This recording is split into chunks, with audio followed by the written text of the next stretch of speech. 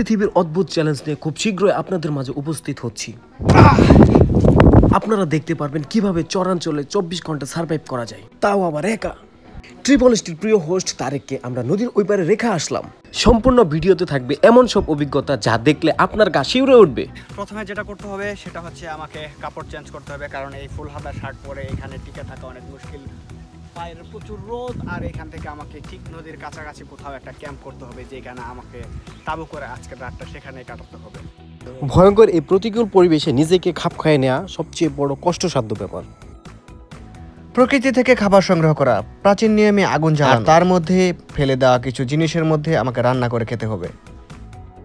এখন রাত, আর এখন এই মুহূর্তে আমার কাছে আছে শুধু মাছ, যেগুলো আমি দুপুরবেলায় শিকার করেছিলাম, আর এটাই হবে আমার আজকের ডিনার। আর আমি এই মাছ খেয়ে রাতটা কোনো মতো পার করবো, আর সকালবেলা হলেই আমার 24 ঘন্টার সারভাইভাল চ্যালেঞ্জ শেষ।